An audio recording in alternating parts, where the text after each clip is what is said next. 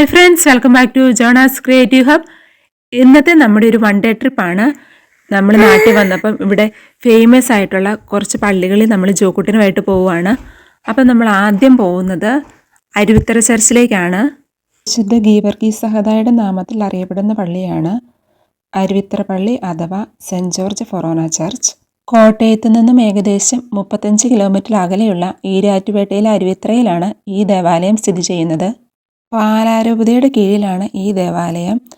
എല്ലാ വർഷവും ഏപ്രിൽ 23 മുതൽ 25 വരെയാണ് അരുവിത്തറ പള്ളിയിൽ വിശുദ്ധ ഗീവർഗീസ് സഹദായുടെ തിരുനാൾ ആഘോഷിക്കപ്പെടുന്നത്.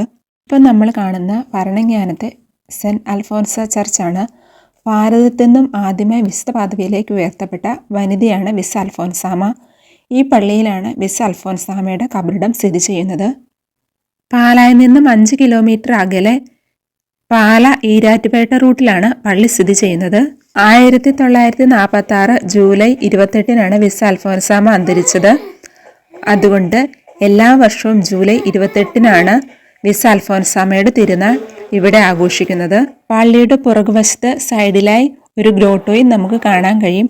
കുരിശിൽ കിടക്കുന്ന ഈശോയുടെ അടുത്ത് പ്രാർത്ഥനയായി നിൽക്കുന്ന കന്യാമറിയത്തിൻ്റെയും മുട്ടിന്മേൽ നിൽക്കുന്ന വിശുദ്ധ അൽഫോൻസാമയുടെയും 2 മാലാഹമാരുടെയും രൂപങ്ങളാണ് അവിടെ വെച്ചിട്ടുള്ളത്. ഗ്രോട്ടോയുടെ മുന്നിലായി ഒരു കുളവും അതിൽ കുറേ മീനുകളും ഉണ്ട്. ഇപ്പം നമ്മൾ കാണുന്നത് മുതലക്കോടൻ ചർച്ചാണ്. വിശുദ്ധ ഗീവർഗീസ് സഹദായുടെ നാമത്തിലുള്ള ഈ ദേവാലയം AD 14-ാം നൂറ്റാണ്ടിലാണ് ആദ്യമായി നിർമ്മിച്ചതെന്ന് കരുതപ്പെടുന്നു. പുതുക്കി പണിത് നമ്മളിപ്പോൾ കാണുന്ന ദേവാലയം 1973 പണി കഴിപ്പിച്ചതാണ്. ഇവിടുത്തെ പ്രധാന തിരുനാൾ ഏപ്രിൽ മാസത്തിലാണ്. ഏപ്രിൽ 21, 22, 23, 24 തീയതികളിലാണ് നടത്തപ്പെടുന്നത്. ഇപ്പം നമ്മൾ കാണുന്ന നാഗപ്പുഴയിലെ അതിപുരാതന മരിയൻ ദേവാലയമാണ്. ഈ ദേവാലയം AD 900 ആണ്ടിലാണ് സ്ഥാപിതമായത്. AD 1958, 63 കാലഘട്ടത്തിലാണ് നാം ഇന്ന് കാണുന്ന ദേവാലയത്തിൻ്റെ നിർമ്മാണം നടന്നത്.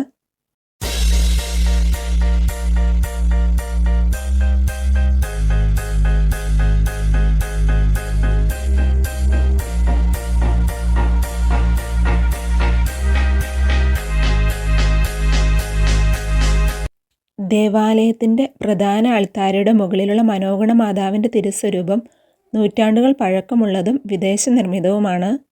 ഇവിടുത്തെ തിരുനാൾ സെപ്റ്റംബർ 1 മുതൽ 8 വരെയാണ്. നമ്മളിപ്പോൾ ഇവിടെ ആൻറ്റിയെ കാണാൻ വന്നതാണ്. പപ്പായുടെ പെങ്ങൾ ഇവിടെ മഠത്തിൽ മദറാണ്. അപ്പം നമ്മൾ ആൻറ്റീനെയും സിസ്റ്റേഴ്സിനെയും എല്ലാം കാണാനായിട്ട് വന്നതാണ്.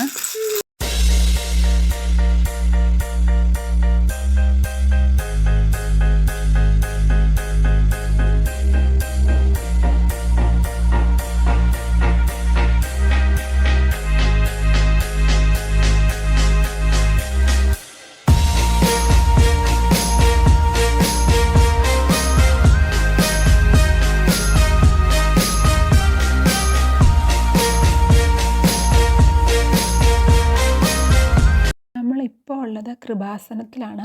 ആലപ്പുഴ ജില്ലയിലെ കലവൂരിലാണ് കൃപാസനം സ്ഥിതി ചെയ്യുന്നത്. 1990 ഫാദർ ജോസഫ് വലിയവീട്ടിലിൻ്റെ നേതൃത്വത്തിലാണ് ഈ കേന്ദ്രം ആരംഭിക്കുന്നത്. കൃപാസനം എന്ന പേരുകൊണ്ട് ഉദ്ദേശിക്കുന്നത് കരുണയുടെ ഇരിപ്പിടം എന്നാണ്. 2004 ഡിസംബർ 7 മാതാവ് ഇവിടെ പ്രത്യക്ഷപ്പെടുകയും ഇവിടെ പ്രത്യക്ഷപ്പെട്ട മാതാവിനെ കൃപാസന മാതാവ് എന്ന് വിളിക്കുവാനും തുടങ്ങി.